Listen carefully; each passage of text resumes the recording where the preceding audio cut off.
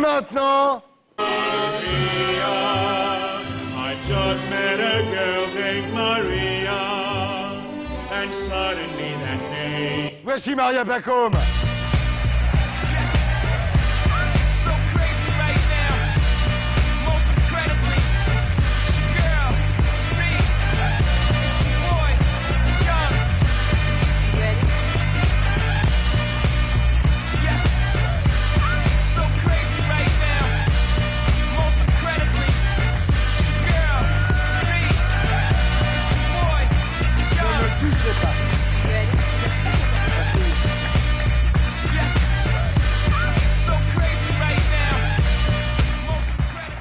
Maria Pacôme, bonsoir. Bonsoir. Ah ben le voilà.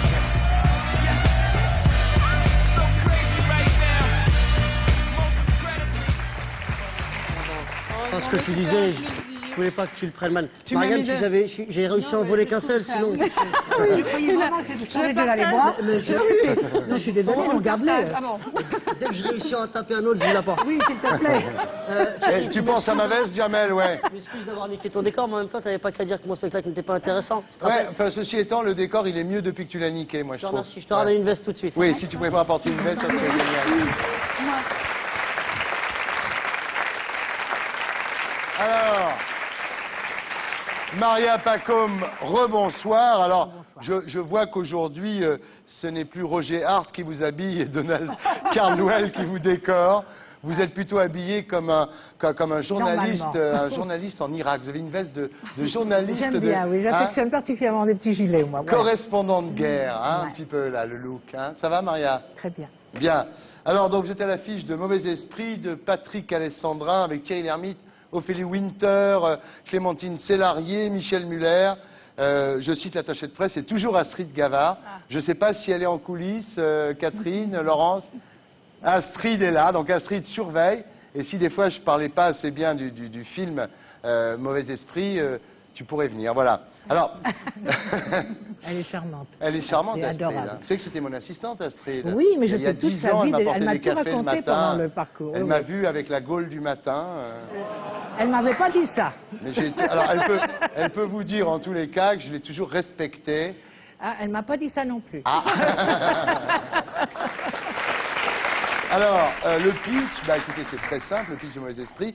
C'est l'histoire d'un mec qui n'a vraiment pas de peau dans la vie, qui est incarné par Michel Muller, jusqu'au jour où il meurt renversé par une voiture conduite par Thierry Lhermitte, et il va renaître dans la peau du bébé que Thierry Lhermitte va avoir avec Ophélie Winter, et il est prêt à tout pour se venger. Bref, c'est une espèce de chiorné, comme on dit sur les affiches du film. C'est une excellente idée, vraiment c'est un film... C'est très original, c'est une très bonne idée, c'est le genre de scénario que les Américains nous rachètent en général, parce que c'est vraiment...